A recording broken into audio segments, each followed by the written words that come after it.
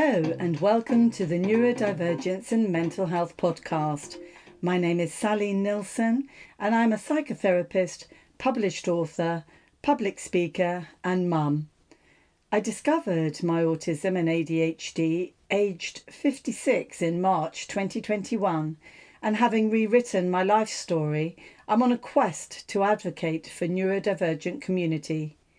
I hope you enjoy listening to my incredible guests sharing their experiences of autism, ADHD, dyslexia, dyspraxia, dyscalculia, Tourette's and OCD. We talk about growing up, education, work and personal stories, and how mental health has played its part in shaping lives. Our conversations cover spectrums, traits, challenges, acceptance and successes. So sit back, relax and find out what it means to feel, think and be different in a neurotypical world. So hello, Eoin, and I'm delighted to meet you.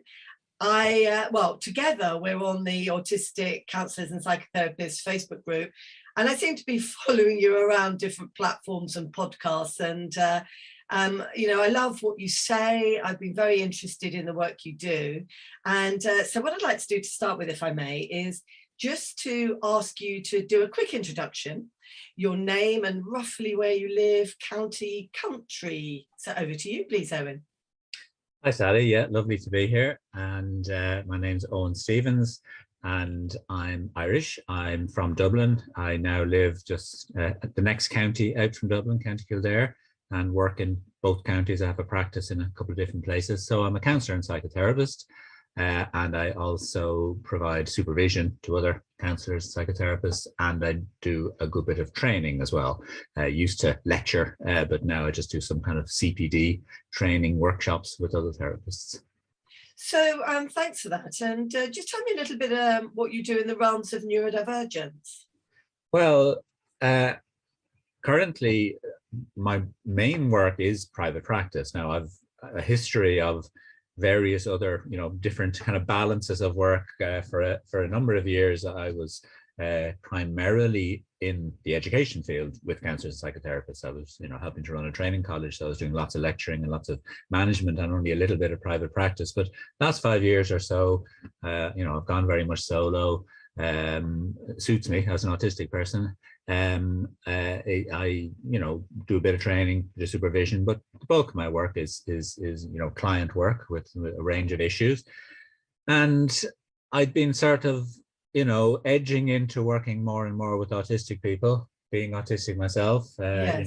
It's 10 years ago or so realized I'm autistic. So I've been generally pretty slowly kind of making that part of my work. But the past couple of years, and particularly the past year, I've just rapidly dived into that area. I mean, it's growing so rapidly and the need is so huge. So currently, I'd say 3/4 of my clients are autistic adults, are people who are pretty sure they're autistic or who are exploring that, they may be autistic, with all the issues that go with that, anxiety and relationship issues and life decisions that need to be made and all sorts of other things that we all have.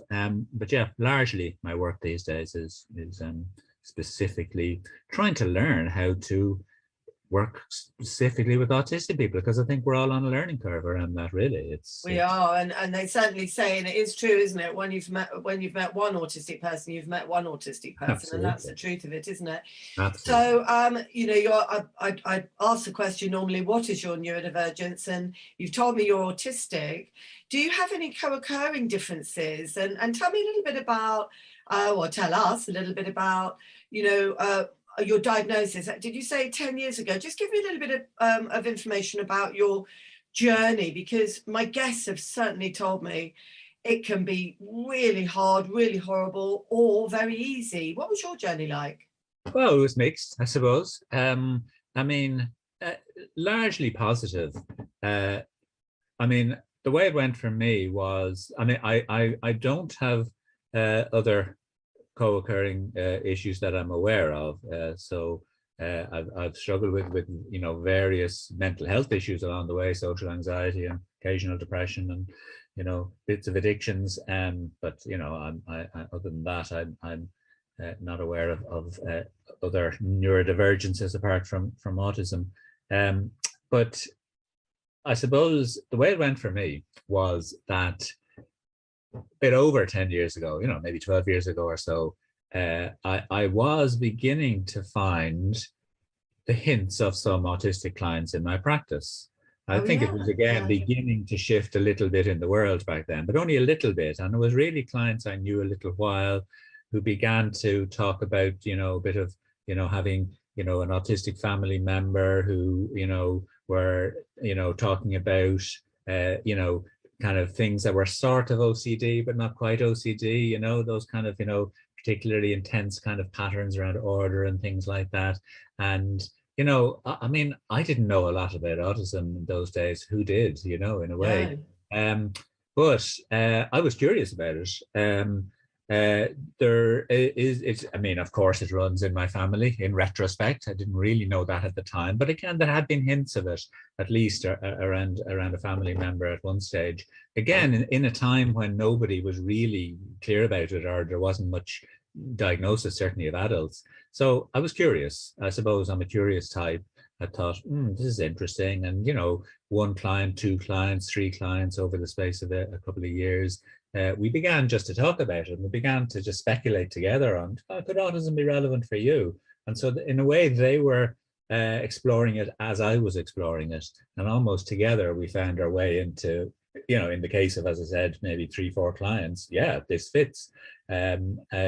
And I don't think at that point any of them got a diagnosis or were interested in getting diagnosis, because as you know, that varies.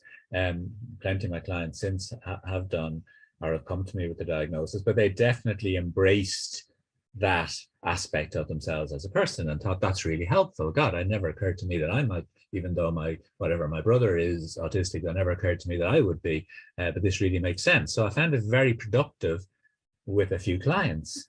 And then almost one day, but not literally one day, but just over a space of a week or so, I started to think, God, it kind of fits me a bit, I'm reading this up, Tony Atwood and people like that, and thinking, God, it's funny the way we're a very autistic kind of family, and this really fits. And then literally on one particular day, the whole thing flipped 180 degrees, and by the end of the day, I was just thinking, that's it. That's completely clear. And the bit for me that helped it be a very positive experience was I was well into adulthood at that stage. I had done a lot of my own therapy. I'd worked on a lot of issues. I'd really worked a lot on self-esteem.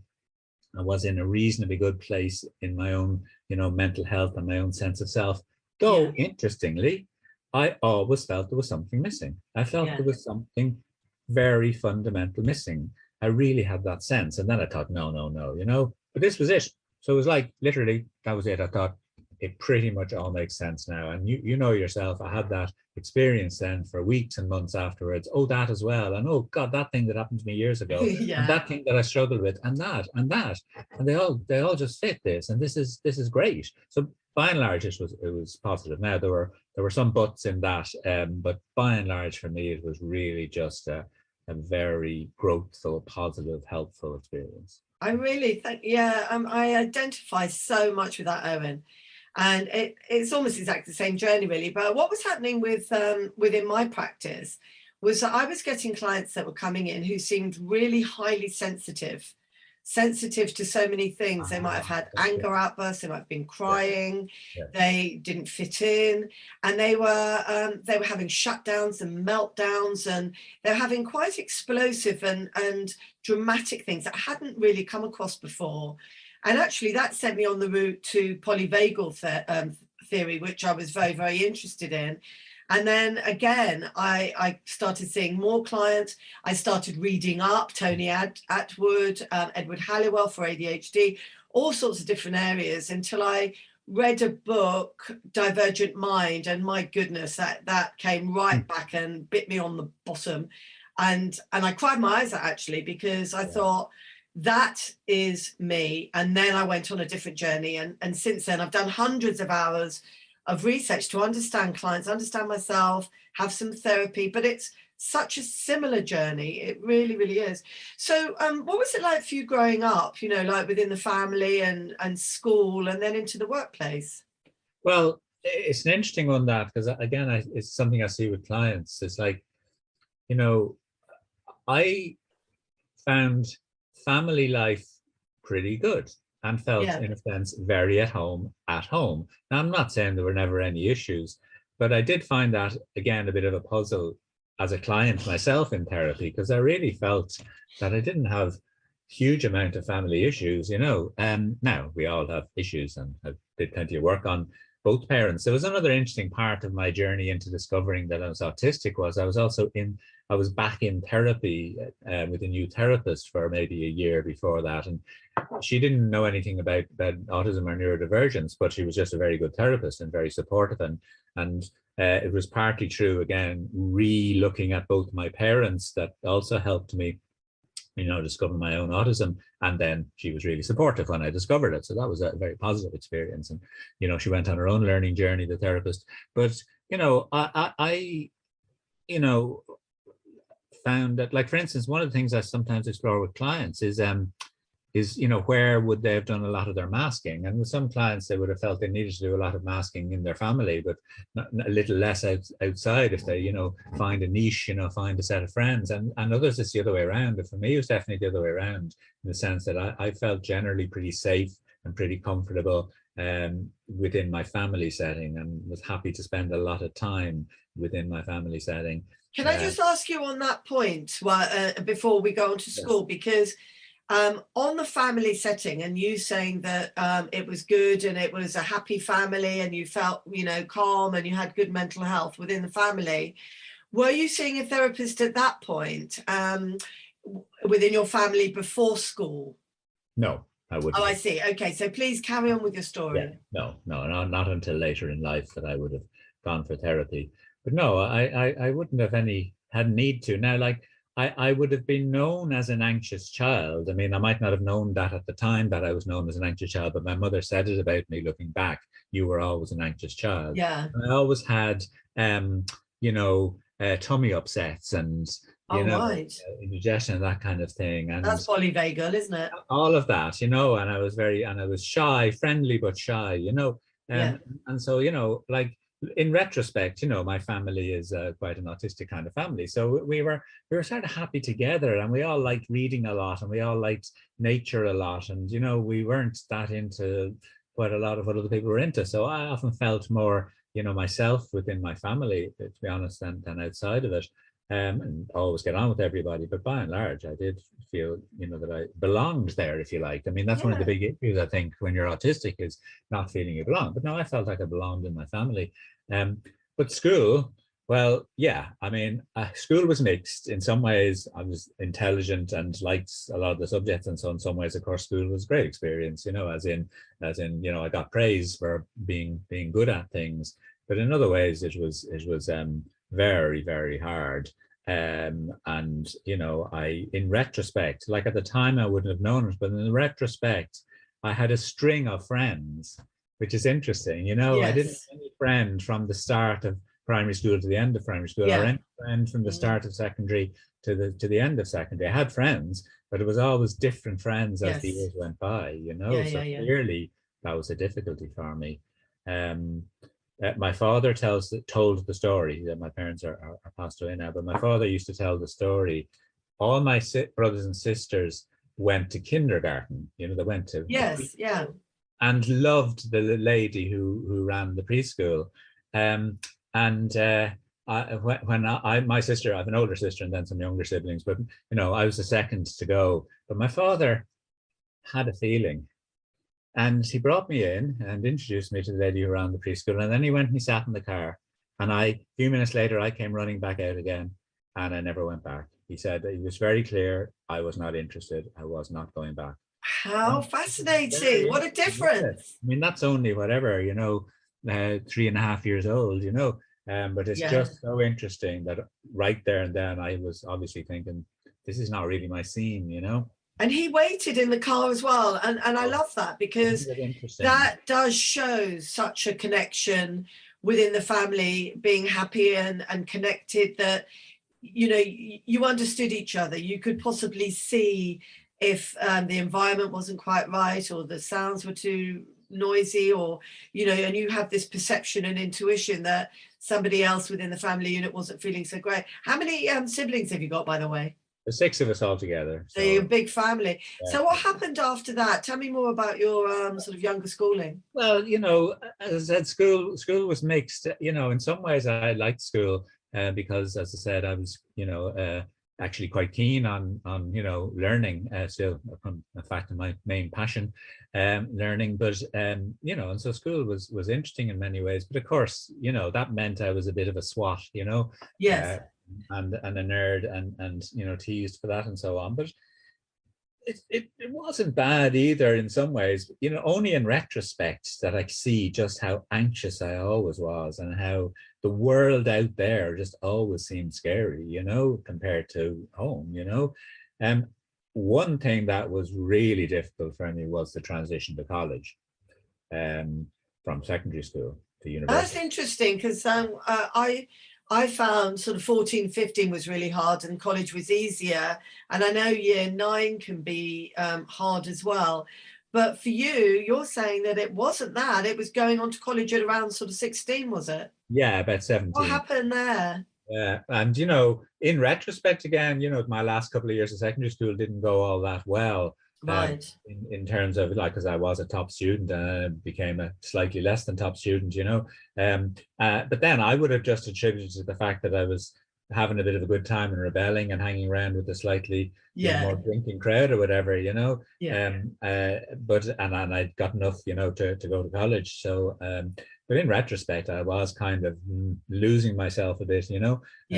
Unsure about where I was going. But yeah, college, I found university overwhelming. You know, I went to the biggest university, you know, in Dublin, University College Dublin, UCD, had moved to they'd built this massive new campus, yeah, I found it overwhelming. It wasn't, again, the subject matter, you know, that wouldn't be the problem area for me, the academic side of it.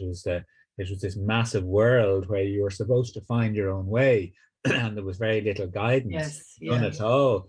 When it came to the social side, it wasn't like you were in a class with the same people all the time. You were, you know, not the same structure, great big gaps in between. I mean, the working on your own probably would have been okay, but it is that it's so different. And of course, I don't know how good it is now, but it's that pastoral care. They didn't know. You just got to get on with it. It must have been so hard. What were any key moments where you may have come unstuck and really struggled, Eoin? Well, you know, it's an interesting piece for me, that particular transition, or failed transition, if you like. I mean, basically, I went to do a science degree, and I was going to be a teacher, and I couldn't complete first year science, and then I took a year out, and I'll tell you about that in a minute, but because that was interesting. But you know, I mean, I told my parents I was struggling, and again, you know, I've mentioned my father, my mother in particular. You know, she used to look back on that years later and say, you know, you actually, you were depressed then. We didn't really know it, but you were. And now neither of them ever knew that I'm autistic, because they've passed away by then. But certainly, you know, she again would have done her best to understand, you know, any of us struggling. You know, she was very ahead of her time that way. She'd read up on things, you know, but they did. I said I was struggling. I said I couldn't hack it, and I had just really stopped going to lectures, you know, and I was just going in there, and I asked, could I stop going? And they said, well, could you finish the year? Didn't really want to, but, you know, I did. I went in and finished the year. I actually made a few friends, you know. I was lucky. I ran into a few other odd bods, you know, and made a few friends, and even hung on to them, even though I didn't go back to science. I went back to psychology after a year out. But, you know, I really just, it was like, in some ways, I think, a classic autistic feeling. I just felt like an alien in that place. It felt like, I mean, it's not like I was in a foreign country or something, you know. I was in Ireland, in Dublin, where I'm from, you know, and yet somehow I felt like I was a ghost wandering around this big campus, Yes, yeah. with no connection to other people, and they were all living some other life. And of course, the classic, again, autistic thing, seemed to know how to do it. And speaking a language, and all the banter and the sort of superficial chat and the small talk, and all the programs they're watching, the music they're into, just the hopping about from subject to subject. And it's a sensory overload, and it's a different language, isn't it? It is very different. And of course, in retrospect, I could see my, need.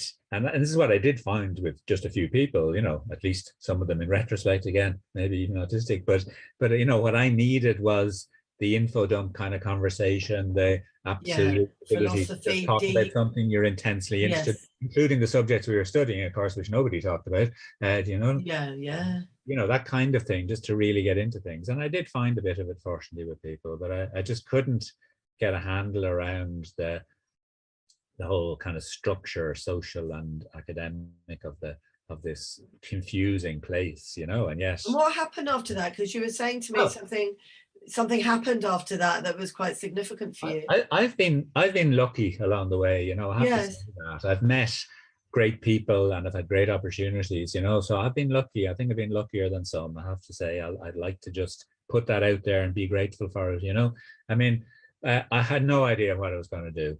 Yeah.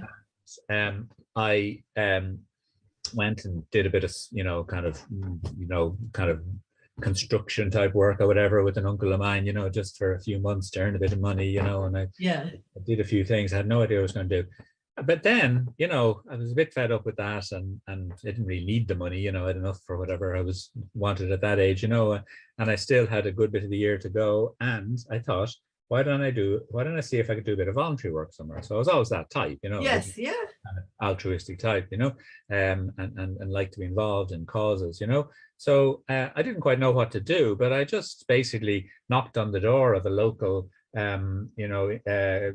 institution where they worked with people with intellectual disabilities, Down syndrome and so on. Oh, I said, would you like somebody to do a bit of work? They were very surprised, a young man in particular, saying, do you want to? So they looked at me slightly dubiously, but then decided to said, why not? Yeah, give you a chance. They had lots of young men there, so they felt, we could do with a man. Most of our staff are female, And I started just doing some voluntary work there.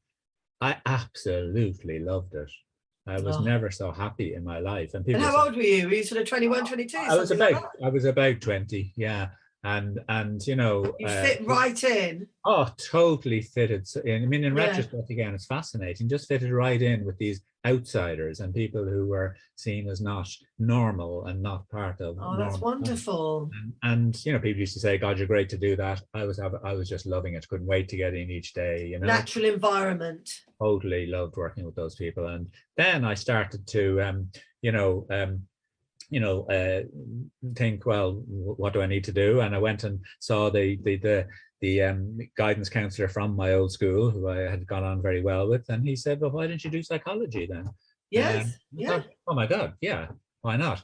So sometimes you just need somebody else, because you're in the middle of doing it. It's an action thing, but you're not aware that actually you've got a strength, and sometimes you need somebody else just to point it out, don't you? Yeah. So I mean, I did a psychology degree. It was a struggle. I was back in the same place. It's a tough one, isn't it? It was tough, and in various ways, but I got through it, kind of only barely at the end. But I loved some of it, and again had some began to fit in a bit, like particularly when this class got smaller in second year. I felt, no, this is cool, this is exciting, this is interesting, these are interesting people, but I didn't go and then become a psychologist. I simply continued to work in my role with people with intellectual disabilities. I was a house parent, I was a social skills instructor, things like that. And you were gaining a lot more experience and knowledge by studying at the same time of doing it, and that must have been amazing, because you were hands-on, using life experiences and observing and seeing what you were seeing. But then you were doing all the education side of it. And you, I mean, I know this from client work, thinking, my God, I could have helped so many people before, but I didn't have the knowledge. So it must have been really interesting that you were being educated. It's like being an apprentice almost, and doing it on the job. Absolutely. It was fascinating. And of course, I was on my own kind of education journey, being autistic. I was kind of, in a way, learning what I wanted to learn, Yeah. because I would be generally highly critical of education a lot of the time. A lot of it Yes. is you get taught whatever somebody kind of wants to teach you, maybe rather than what you need. But anyway, it depends on just who's on the staff, and they're not necessarily good teachers either. But anyway, we won't bother going down that track. Yeah. But no, I was very lucky, because I think I would have got even more lost. Now, I got pretty lost in my 20s. Like, when I tell my own story, and I mention it, for instance, in one of my blog posts, was the sheer personal loneliness. I mean, I left home, got a bed sit, was working in this particular job and loving it. But, college was over. The college connection with some friends was gone.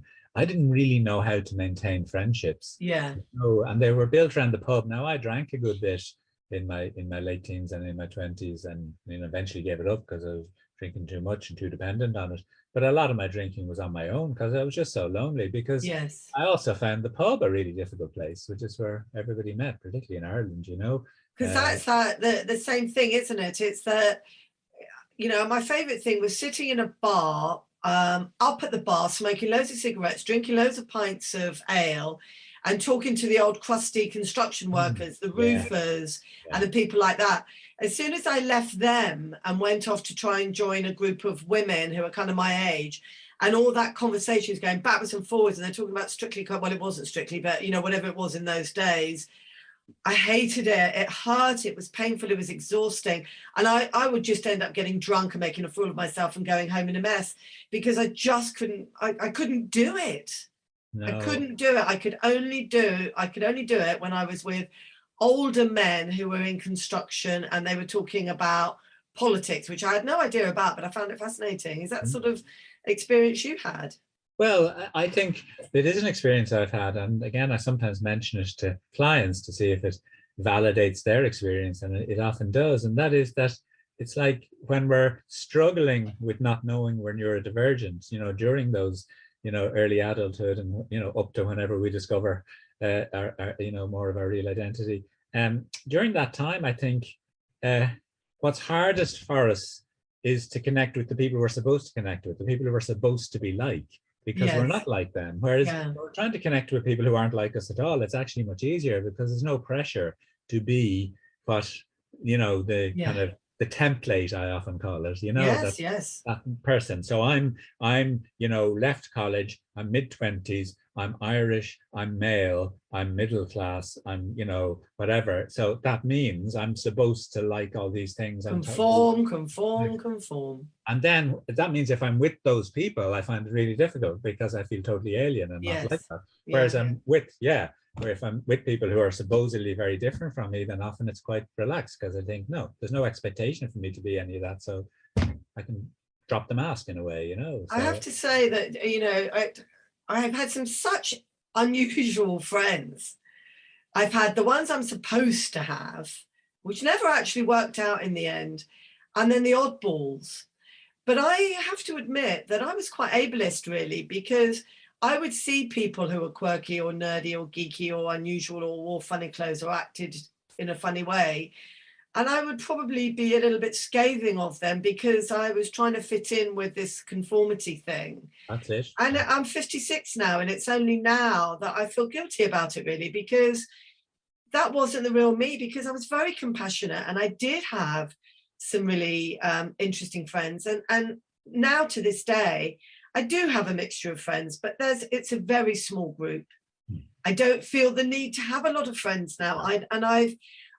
I've shrugged off quite a few friends, because toxic is a funny word, but we're not going down the same path, and it's triggering and upsetting and everything. So it's just nicer to have a smaller group of friends. So can we, I'm just keeping an eye on time, because because you're such an interesting chap, and I've got so much I'd like to ask you, if that's okay. Sure. Is there anything you want to add there, or can we move on to the next bit? No, absolutely fine. Are you sure? Thank you very much. So, after this and doing psychology and going into a therapy practice, I'd like to ask, if I may, within your practice, tell us a bit about your clients. Obviously not, confidentially or anything like that. But what I'm interested to know is, you know, how many would you say, you know, that you knew were neurodivergent to start with, or were they coming in with anxiety and other difficulties? You know, you were saying this, you were touching on this before about them not fitting in, but you may have seen that they were having constant relationship breakdowns, they might have had addictions, mental health issues, and they didn't understand. You know, they were coming and saying, I mean, this is my experience, I suppose, you know, I don't know what's going on with my life. You know, all this thing keeps happening time and time again. What's the matter with me? I feel as I'm going mad. And it's only through that therapy experience that things come out. We don't assess, we don't diagnose, we observe. But I'd love to hear your experience. What happened with you? Because there's obviously things like a lot of shame and guilt, blame, and low self-worth. Oh, totally, yeah. And, you know, and kind of puzzlement, I think, as well, that sense of, and yet I'm also capable, or, you know, and yet somehow why am I struggling so much with these things, you know?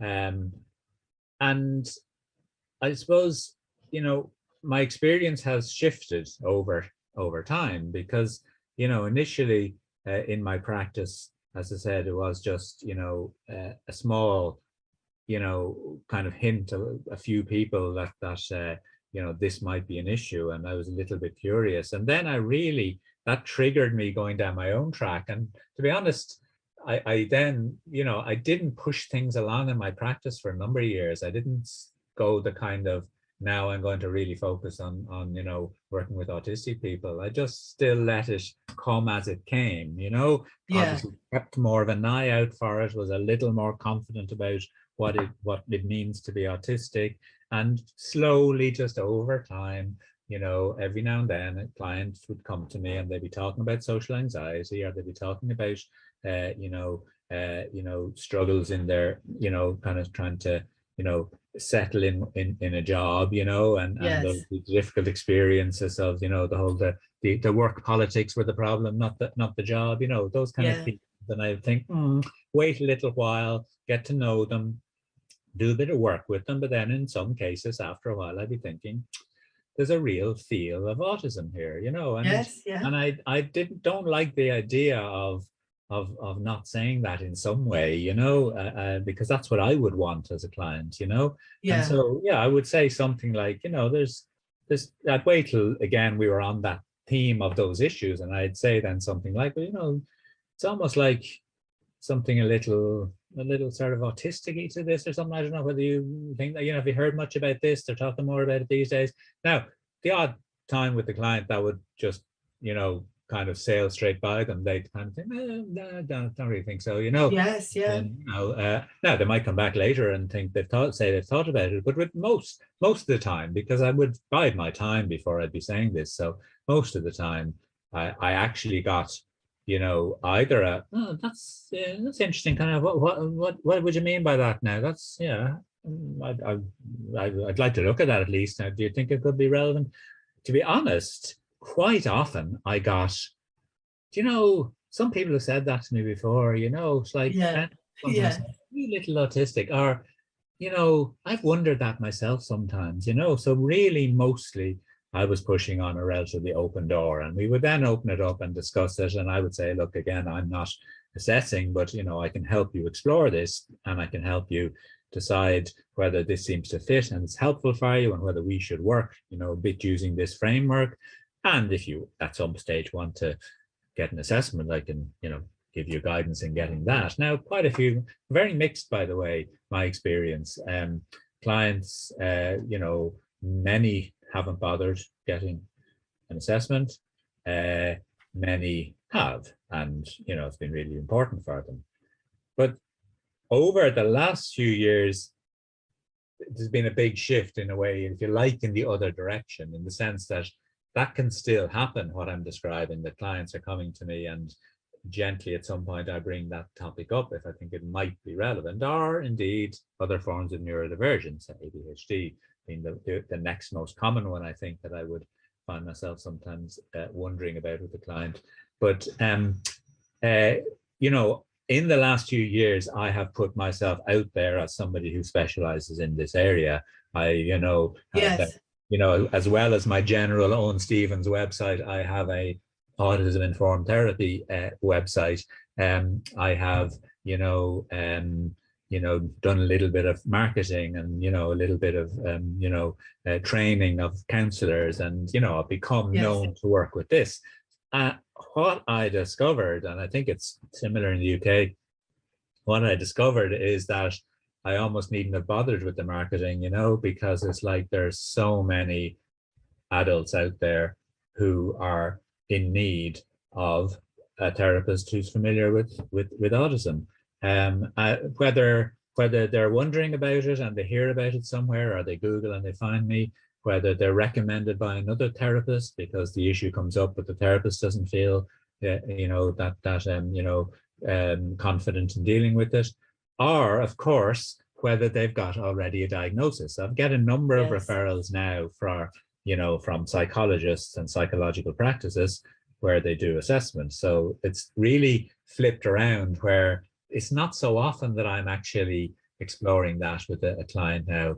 A lot of my clients either come with the question or even with the fact that they're autistic, And I get that, and I think we were talking about this before we came on air, and what I'm finding is I'm becoming more of a coach and a mentor, because sometimes there's anger, frustration. They're so scared about feeling abnormal or disordered or broken, and sometimes they don't want it. And I find myself saying, look, the therapy and the work that I do with you works with anybody, whether you're neurodivergent or not. But if they're interested in taking the journey, that journey is so important, isn't it? Because it could be the curiosity, it could be the wondering, it could be then going on to the assessment and then the diagnosis. And then, for goodness sake, afterwards, there's times in my life, and I have to admit that after I trained in the model of therapy, I felt a bit like I was thrown off the boat without a life belt. Yeah. You've done the course, you've got the diploma, off you go and you're gone. And I absolutely don't want that to happen to clients that come and see me, because it's such a complex and sensitive area of psychotherapy or coaching that sometimes it's that post area of therapy that's so important. I mean, I'm not sticking completely to the questions now, because you're covering so much of it within what you're telling me. But have you found that they've gone through the psychologist, they've done the assessment, they've got the diagnosis, or they already, they had it before, and they come to you and they sort of say to you, well, I know what I am now, but I don't know what to do with it. I've spent 38 years thinking I was one person, and now I'm somebody completely different. Yeah. Well, yeah, I call it unpacking, Yes. It's like, you're, autistic, and you do identify with that, and you've had it confirmed, and you've read a little bit about it. But yeah, it's like, it reflects a little bit about what I've just been talking about, looking back on my life, all that unpacking where you identify that's where it was relevant, and that's why that was difficult, and that's why I find this thing currently difficult. And there's a strength that I'd forgotten about, that I need to bring back into the picture, because, because I don't have to, leave it out of the picture if I'm going to accept I'm autistic, because it's an autistic strength, and I'm beginning to embrace that I'm autistic. So that kind of unpacking, just for yourself, for the person, for themselves. Now, obviously, then that ties in a bit with unmasking, as in what you want to show of yourself that you haven't been showing. It leads us, I think, bang into the heart of low self-esteem, as you mentioned earlier. I think that's so often a huge piece of work, for people. And what are people saying around low self-worth or lack of confidence, or, that imposter syndrome, that just feeling of not being good enough? What sort of things are people saying about themselves? Well, I suppose, people, kind of realize that they learned to be somebody else, I think masking is the term that's often used. It's a limited term, and I think most people acknowledge that, sort of, people say adaptive morphing and camouflaging and all sorts of things. Yes. We develop a false self, and you can't have self-esteem if you're living a false self, so it's like people are kind of lost when, at this stage that we're talking about, they're sort of lost between knowing they have to and want to leave behind a lot of that false self that they developed to live in the world, but they have very little idea how to find their way back to a more real self, It's almost like Stockholm. This has just popped into my head. It's like Stockholm syndrome on yourself, that you've almost been abusing yourself by conforming into a society's norm. And then now you're saying, look, shall we explore just having a look at who you really are? And it can be quite terrifying, can't it? Oh yeah, it's huge. I mean, that's why I, kind of spent a good while at that really myself, before I, kind of did much changing in the world, Yes. I think, that, I suppose one way to put this, but that's my story. But I think, and we've discussed this before, I think that also reflects the story of our culture. In other words, it wasn't just that it was difficult for me 10 years ago to do much about the knowledge that I'm autistic. It was more difficult for anyone 10 years ago, and it was a little easier 5 years ago, and it's a little easier now, and it'll be easier again in another 5 years, so it's like a lot of clients, for instance, have big questions about where this leaves them with the people in their life, their partner, their friends, their siblings, their parents. It's like I can, like we know this from kind of systems theory and family systems and so on. It's like, I was just going to say that it's called internal family systems or parts therapy, and I'm reading up a lot about that now. That each family member has their own part to play, and within their own psyches, one day they might have anxiety being the predominant feeling, or low self-worth, or happiness, or anger. And it's very complex, isn't it? Because if you look at your own situation with 8 people in your family, if I can't do the maths, but if you add it all up, imagine all of that coming to the table.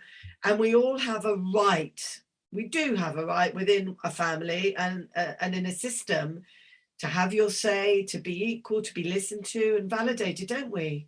Absolutely, yeah. And I think that when somebody begins to change, I think this happens when people go to therapy anyway, apart altogether from this particular, client group like ourselves, discovering in adulthood that we're neurodivergent. But, when people go to therapy and start to think, well, I have been actually making too many compromises, and I'm too people pleasing, or I'm whatever, and begin to make changes, it doesn't suit everybody around them, So I think this is, again, what a lot of neurodivergent people experience, is like, hold on, I'm being more myself, but it really doesn't actually suit everybody. They were used to the way I was, And at the moment, I get that, and I definitely relate. Is we're moving house, and because we're moving to a smaller house, and we used to have a lot of stuff. I'm a bit of a hoarder, but I've been very ruthless and got rid of so many things. And some of the things were things like children's books and toys, which I've got a big emotional connection with them, and also some friends. But actually, since I've discovered my neurodivergence, I've changed. I've not become hard or anything like that. I've become sensible and responsible and understanding of myself and what my needs are for the future. And it's been easier to get rid of stuff, to unburden myself, to stop the shame and the blame, and keeping with friendships that weren't healthy, keeping objects that I didn't need, and moving on to a brighter time, because we're moving to a different county completely, in a different way of life. And I'm very excited about it because it's got more culture, it's more diversity, it's more alternative. Right. I want to live amongst people who are like me. Yeah. And I'm so excited. I don't know how long I'm going to be on the planet, but I love the idea of having that journey with clients. And I don't have to have my friends and family understand everything about me. And things will change. Yeah. But we don't have to. It's helping our clients in a way not be so emotional about it, or learn how to feel the feeling and do it anyway. Yeah. Which, by the way, I think in my mind, maybe links back a bit to something you mentioned earlier, which was the kind of coaching aspect Yes. of our work. Now, not all therapists would see a coaching aspect to their work. I think I've always had some of that in my work. I mean, after I worked with people with intellectual disabilities, I late in my 20s, got into my own therapy, and began to explore that area. And I had a psychology degree. So, I then went and did a counseling diploma and moved into the field of counseling, but specifically addiction counseling to start with. Right. I worked in a treatment center, for a number of years then.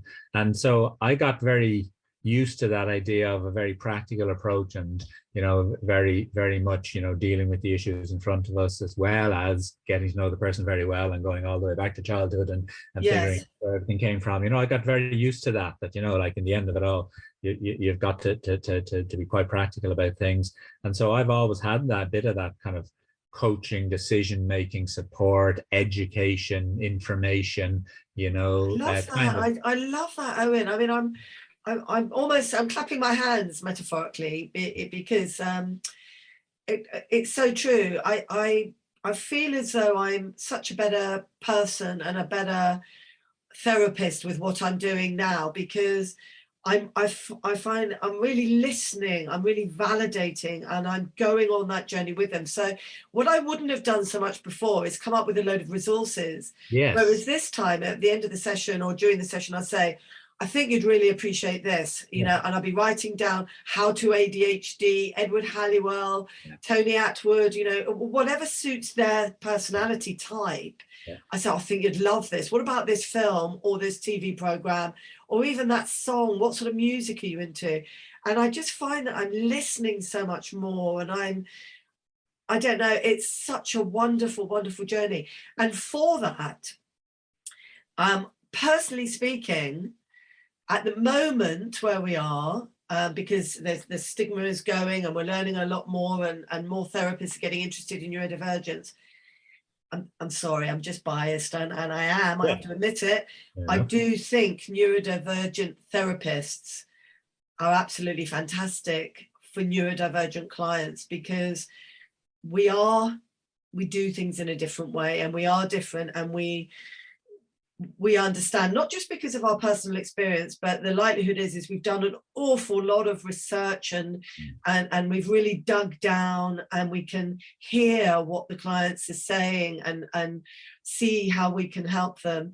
I mean, what do you think, really? How important do you think it is for counsellors to be educated in working with neurodivergent people? And do you think neurodivergent therapists benefit neurodivergent clients best? And it's almost a bit of a double empathy thing going on there. Well, first of all, I think it's absolutely vital that therapists are educated in all of this, and I'm trying to provide some of that at the moment.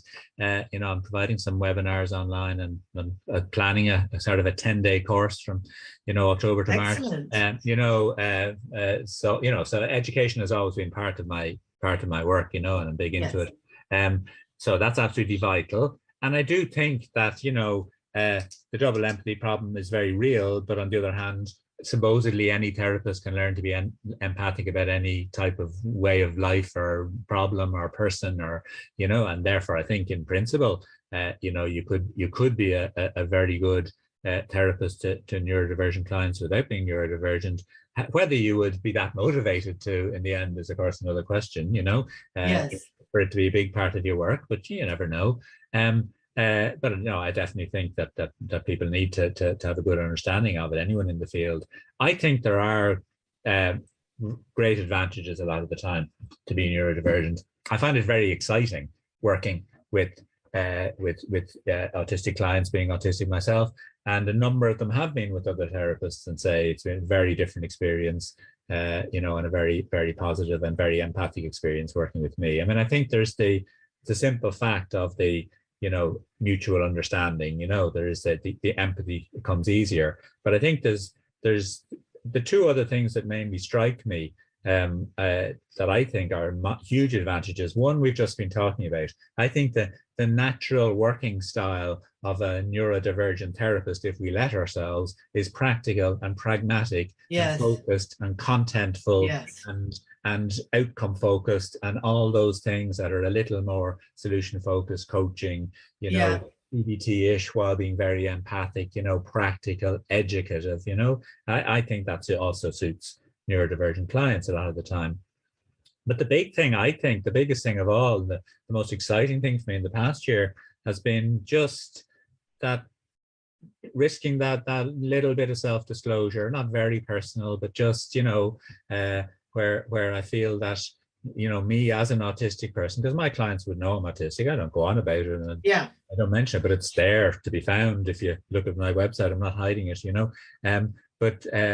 You know, so the sort of, I think what a lot of us growing up as, you know, neurodivergent and not knowing it as children and as adults is what we've missed out a lot on is sort of validation and models. Yes. You know, people who are saying, instead of saying, you what? Or why would you think that? Or why are you into that? Or that's very funny that you think that. Or, you know, whatever, all that sort of double empathy mismatch, you know. Have somebody who says, yeah, you know, absolutely. I mean, in fact, you know, to be honest, experienced it similarly myself when I was growing up, you know, and whatever it might be they're talking about, you know, office politics is a nightmare, do you know what I mean? But so refreshing. Acknowledging it as not just a general thing, but saying, look, as an autistic person, absolutely.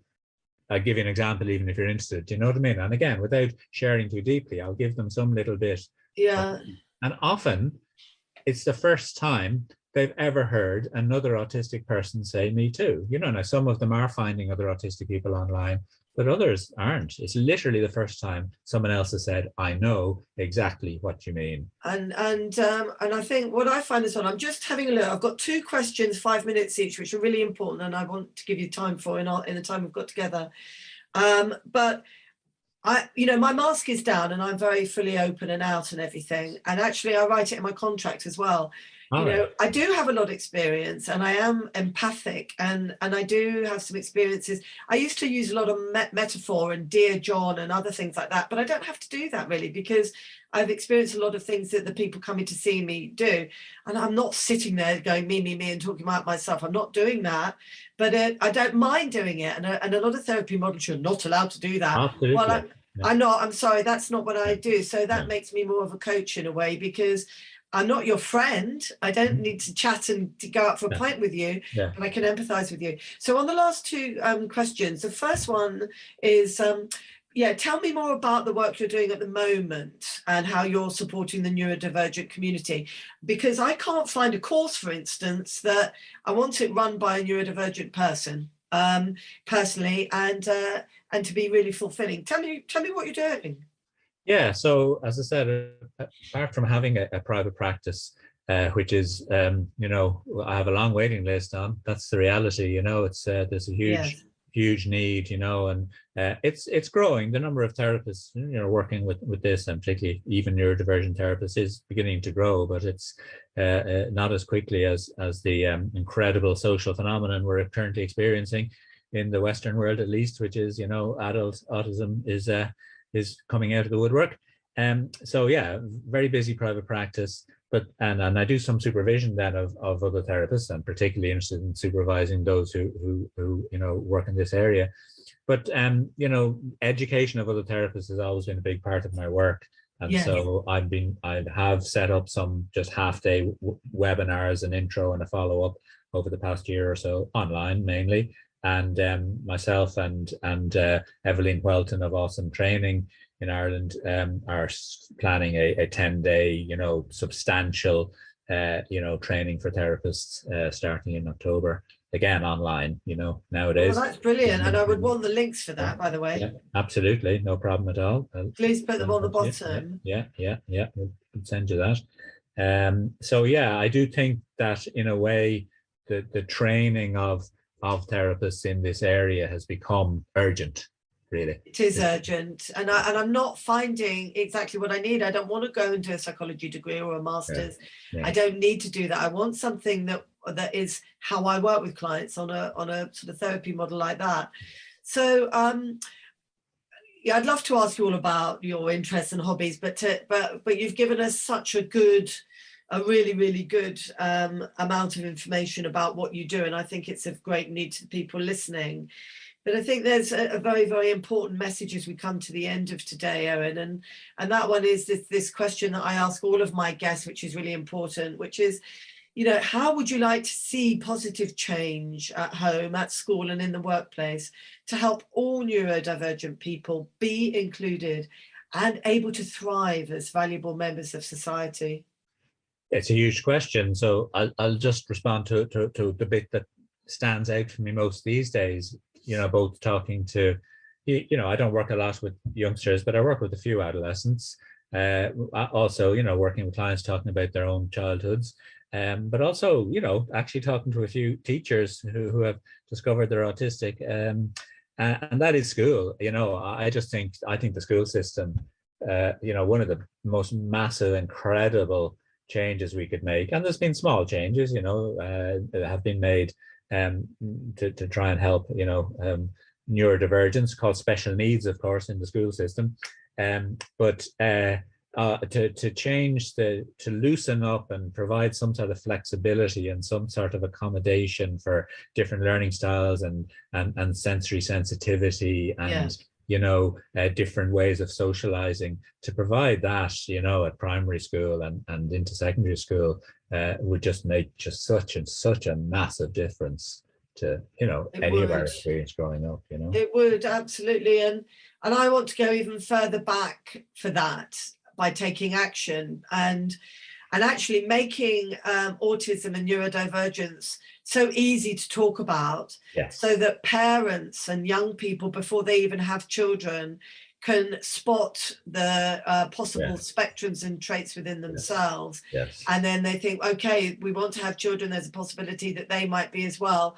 I need to know how to support them straight away. Has there been a premature birth? Has there been this going on? Did they not attach? Are they too attached? And looking at those very, very early years. And so for teachers and everyone else. And what about in the workforce? Yeah, I mean, I'm supporting some clients with that these days, and I've written letters to managers and HR departments, just a few times in the past few months, just saying, can you provide the accommodations along the following kind of lines? I'm seeing, mixed experiences, but a couple of positive ones. I had a client, only yesterday, or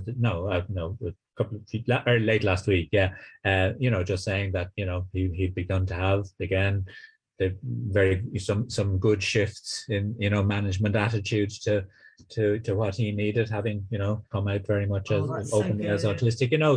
So again, it can transform people's lives. It can just transform people's lives. And of course, and we know this, but it's a message that has to get out there. Most of the accommodations aren't that difficult, and most of the accommodations benefit everybody. They absolutely do. I mean, I've thoroughly enjoyed our time spent together today. It's been an incredibly interesting conversation with you, and I know our listeners will discover so much more, either about themselves or about whether they want to find a therapist or a coach. And I will ask you for your links afterwards. I think you may have already given them to me, but I make sure that they're on the show notes. Right. And it's just, I can't thank you enough, and I look forward to our continued relationship, because we seem to be together on the same path. Absolutely, no, it's great. It has been I think just the most wonderful thing in the past couple of years has been discovering other people, other autistic people, neurodivergent people, other professionals, other therapists, on the same track. I do feel like I have finally found my tribe. It's a great feeling. It's wonderful. Thank you so much, and enjoy the spring as it's coming and the summer to follow. And I'll see you online. Always lovely talking to you. Take care. Take care, Eoin. Bye-bye. See you. Thank you very much for listening to the Neurodivergence and Mental Health podcast.